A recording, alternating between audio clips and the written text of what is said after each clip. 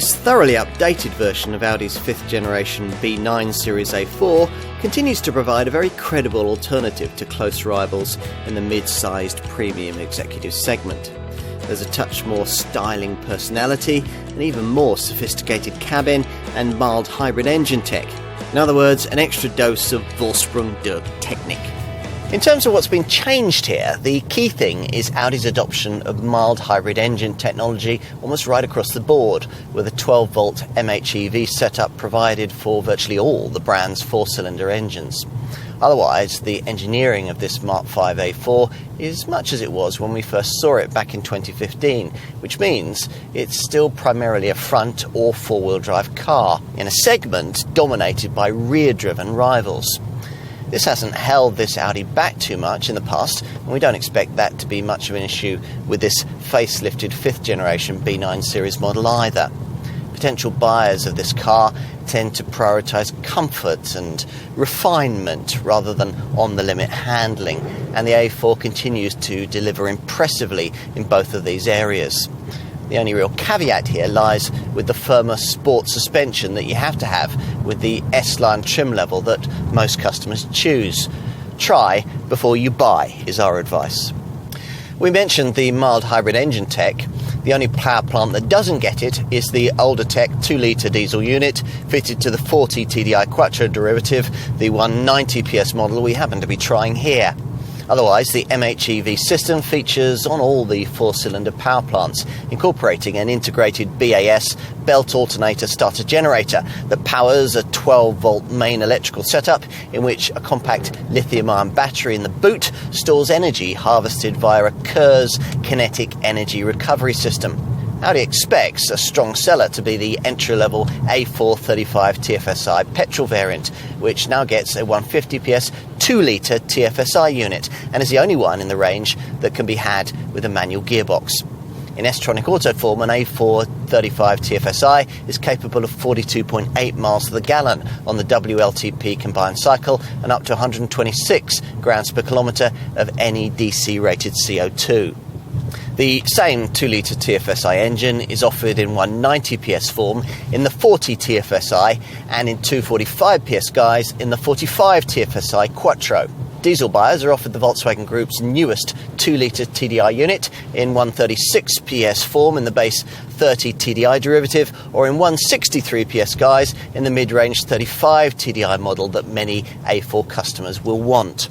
Diesel also now powers the sporting S4 model, which now uses a 347 PS 3-litre twin-turbo 6-cylinder unit, which has the more advanced 48-volt MHEV system and is boosted by an electric compressor. It's always difficult to update someone else's work, but Audi head of design Mark Lichter has addressed the task purposefully with this B9 Series 5th generation A4, leaving only the roof, the bonnet and the boot lid of Wolfgang Egger's original shape untouched. The previous car was classy, but there was nothing particularly memorable about it.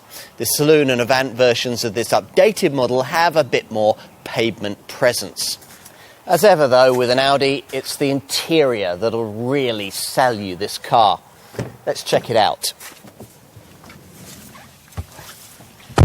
Despite recent advances made by direct rivals, in many ways this remains the defining interior of its class, with cabin quality that's still unbettered in this segment and the cool, classy feel that's distinctive to this Ingolstadt brand. The key change here is the addition of this now much larger 10.1-inch centre dash infotainment screen with its more sophisticated graphics, acoustic touch functionality and natural language voice control.